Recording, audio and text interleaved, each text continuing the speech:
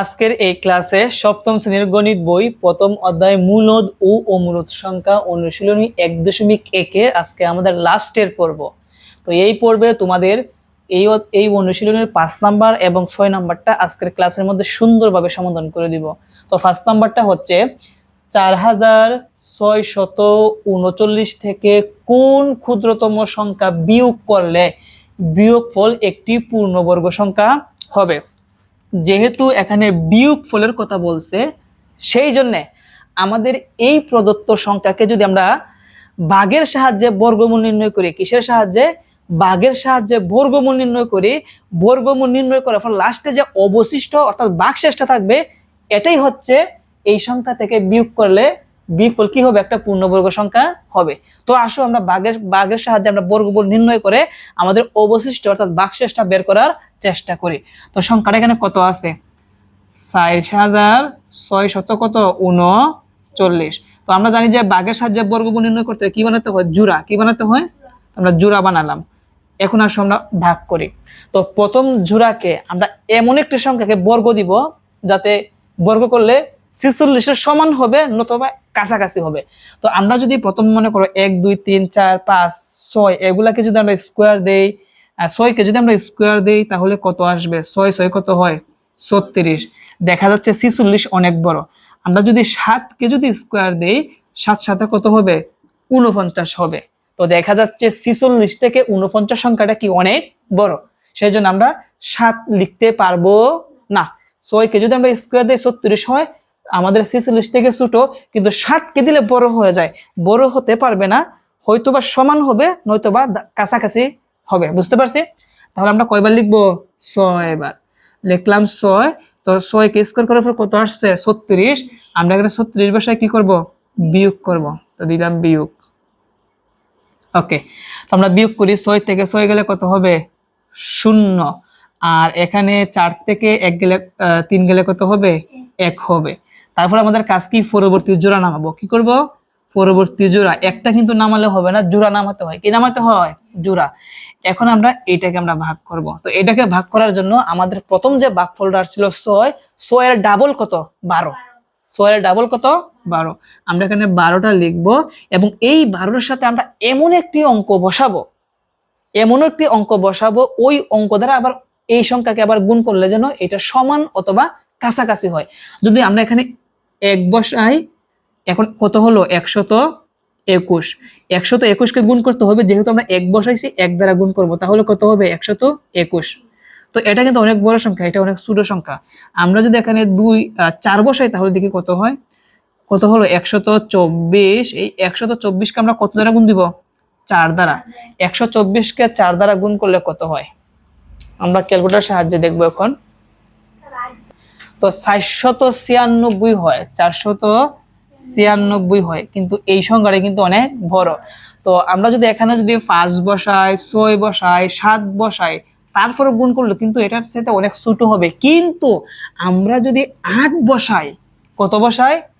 8 বসাই, তাহলে এখানে কত হয়? 128 হয়। যেহেতু 8 বসাইছি, আমরা 8 দ্বারা গুণ দিব, তাহলে কত হবে? কত? 1024 হবে। দেখো, 1039 আর 1024 খুবই কাছাকাছি। আমরা এখন যদি 8-এর পরিবর্তে 9 দেই, 9 দিয়ে যদি আবার গুণ করি, তাহলে এটার থেকে বড় হয়ে যাবে। কি হয়ে যাবে? বড় হয়ে যাবে। সেজন্য আমরা কতবার দিব? 8 বার। ভাগফল কত? যেহেতু 8 বসাইছি, এই জায়গার মধ্যে আমাদের ভাগফলের মধ্যে কত বসাইতে হবে? 8। তাহলে কত হয়? 1024। আমরা লিখবো 1024। এখন এটা কি করব? বিয়োগ করব। তো এই দুইটা যদি আমরা বিয়োগ করি, তাহলে বিয়োগফল কত আসে? এটা যদি আমরা বিয়োগ করি, তাহলে আমরা পাবো হচ্ছে 9 থেকে 4 গেলে হবে 5, আর 3 থেকে 2 গেলে কত হবে? 1 হবে। তাহলে আমাদের শেষ আর কোনো জোড়া নাই। আমাদের অবশিষ্ট কত আসলো? 15। তার মানে এই সংখ্যা থেকে 15 সংখ্যা বিয়োগ করলে বিয়োগফল একটি কি হবে? পূর্ণবর্গ সংখ্যা হবে। এখন আমরা এটাকে একটু সাজিয়ে লিখব। তো আমরা লিখব এখানে লিখবো নাকি অতএব লিখবো নাকি সুতরাং লিখবো? আচ্ছা, এখানে সংখ্যাটা কত আছে? 4639 কি এর কি করছি আমরা? বর্গমূলটা কিন্তু ভাগের সাহায্যে করছি। এর বর্গমূল কিসের সাহায্যে? ভাগের সাহায্যে সাহায্যে নির্ণয় করতে গিয়ে কত অবশিষ্ট থাকে? 15 অবশিষ্ট কি থাকে।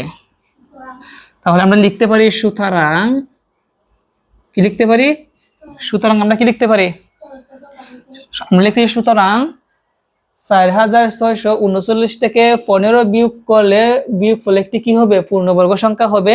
তো তুমি চাইলে এই সংখ্যাটা উল্লেখ না করে তুমি এভাবেও লিখতে পারো প্রদত্ত সংখ্যা থেকে। কি লিখতে পারি? প্রদত্ত সংখ্যা। প্রদত্ত সংখ্যা বলতে কোন সংখ্যাকে বোঝানো হচ্ছে? এই সংখ্যা। তুমি যদি প্রদত্ত সংখ্যা না লিখে যে সংখ্যাটা তুমি এখানে উল্লেখ করে দাও তাহলে কিন্তু হবে। তাহলে আমরা কি লিখবো? প্রদত্ত সংখ্যা 15 বাদ দিলে প্রাপ্ত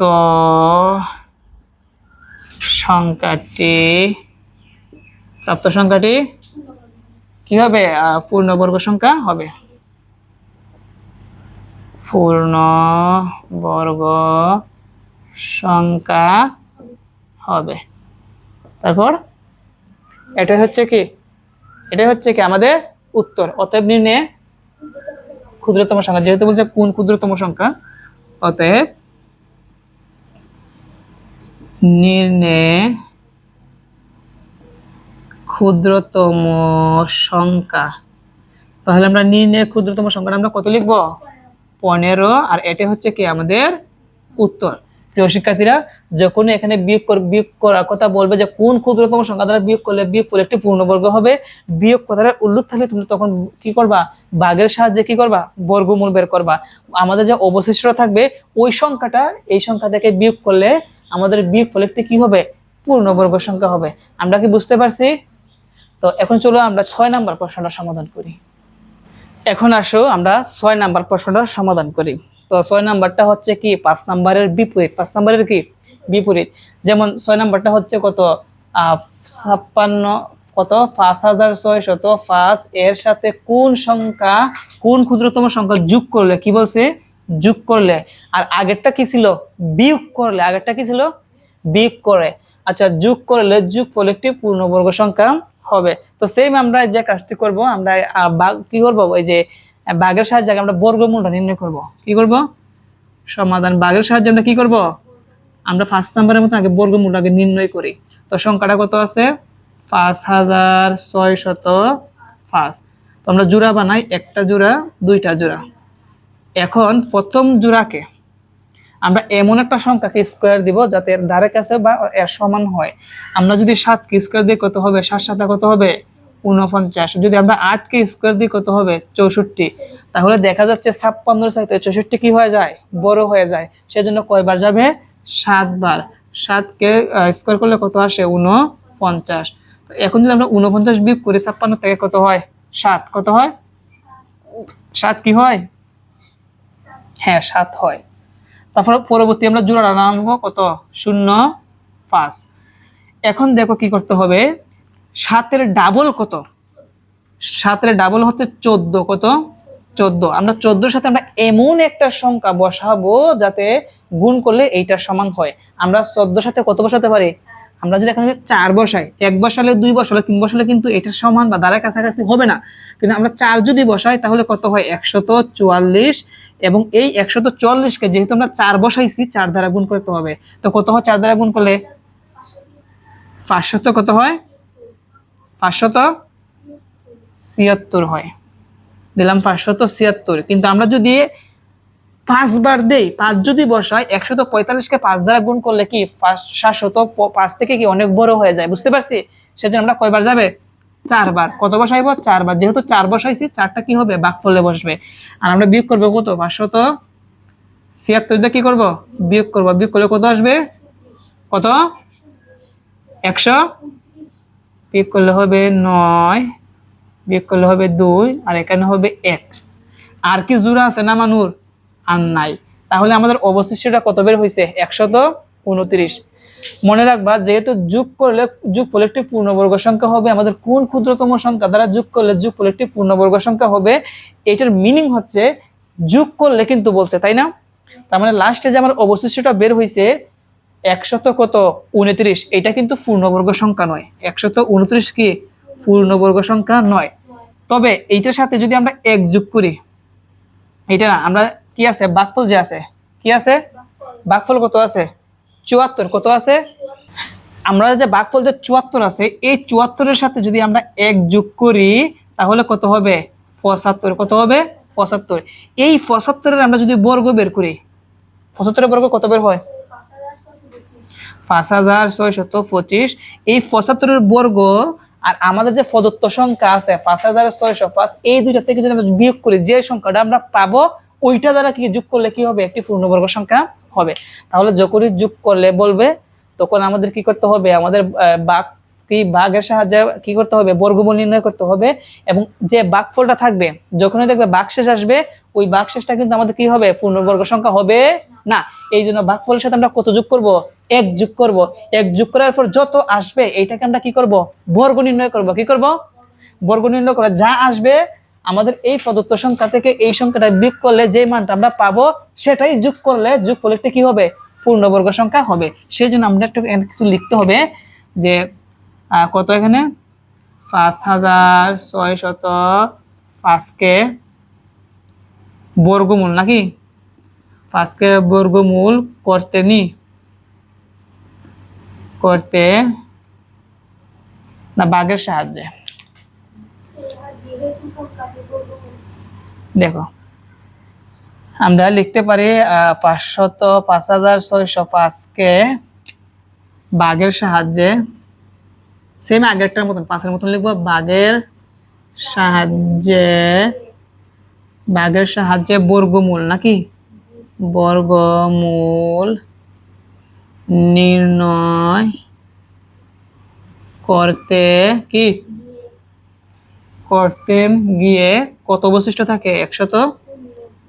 129 অবশিষ্ট থাকে। তাই 129 কি হবে? পূর্ণবর্গ সংখ্যা হবে না। সেজন্য লিখবো 129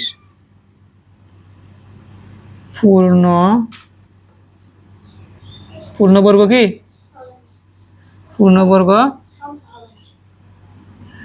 সংখ্যা হবে না। তাহলে আমরা জানলাম যে অবশিষ্টটা থাকবে এটা কিন্তু আমাদের কি হবে না? পূর্ণবর্গ সংখ্যা হবে না। আচ্ছা, লেখাটা দেখা যাচ্ছে না, আমি একটু ক্যামেরা একটু ধুন নেই, তাহলে দেখতে সুবিধা হবে। ওকে, আসো, যেহেতু এটা আমাদের কি হবে না? পূর্ণবর্গ সংখ্যা হবে না, সেই জন্য আমাদের যে ভাগফলটা আছে এটার সাথে কত যোগ করতে হবে? 1 যোগ করতে হবে। 1 যোগ করার জন্য আমাদের 1 যোগ করলেই কিন্তু আমরা বর্গ করব। বর্গ করার পর যে মানটা আসবে এটার সাথে বিয়োগ করলেই তাহলে কি হবে? পূর্ণবর্গ সংখ্যা হবে। সেজন্য আমরা লিখবো কত? আগে সংখ্যাটা লিখবো 5605, এর সাথে কোনো ক্ষুদ্রতম সংখ্যা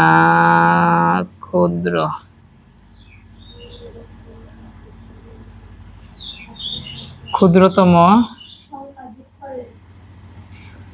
সংখ্যা যোগ করলে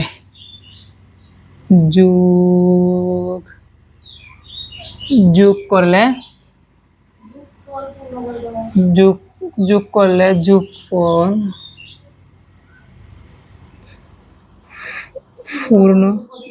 পূর্ণবর্গ হবে এবং তখন এর বর্গমূল হবে কি হবে? আচ্ছা, এখন আমরা লক্ষ্য রাখি আমাদের কি করতে হবে? ভাগফলের সাথে কত যোগ করতে হবে? 1 যোগ করতে হবে। তো হবে সমান 75 কত যোগ? 74 যোগ 1 সমান কত হবে 75। এখন এই 75 আমি আগে কিন্তু বলছি এই 75 আমাদের কি বের করতে হবে বর্গ বের করতে হবে। কি বের করতে হবে বর্গ বের করতে হবে। আমরা যদি বর্গটা বের করি তবেই কিন্তু প্রদত্ত সংখ্যা থেকে বিয়োগ করলে কিন্তু আমরা মানটা পেয়ে যাব। তাহলে আমরা লিখব 75 এর কি লিখব বর্গ।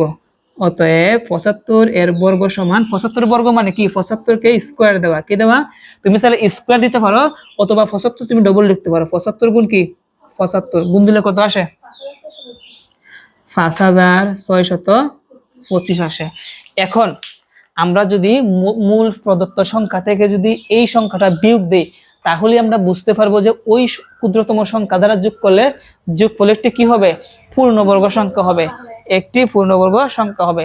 তাহলে আমরা লিখব অতএব ক্ষুদ্রতম সংখ্যাটা কি লিখব এই পাশে লিখি অতএব নির্ণয়ে ক্ষুদ্রতম সংখ্যাটি আমাদের প্রদত্ত সংখ্যাটা কত ছিল 5605 বিয়োগ আর এখানে কত আসছিল 75 এর বর্গ 5600 কি।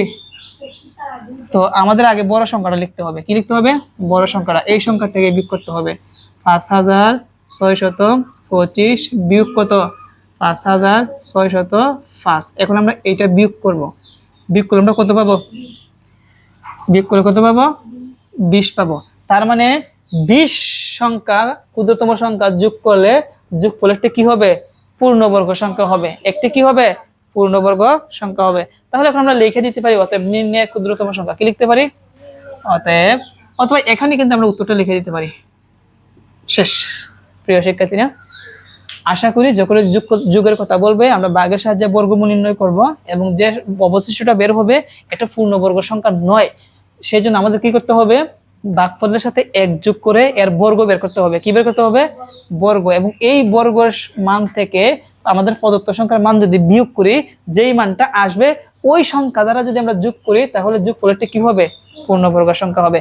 আশা করি আজকের ক্লাসের মাধ্যমে তোমরা 5 নাম্বার এবং 6 নাম্বারে অঙ্কটি তোমরা ভালোভাবে বুঝতে পেরেছো। আমরা নেক্সট পর্ব থেকে তোমাদের অনুশীলনী 1.2 সমাধান করব। আজকের মতো সবাই ভালো থেকো, আল্লাহ হাফেজ।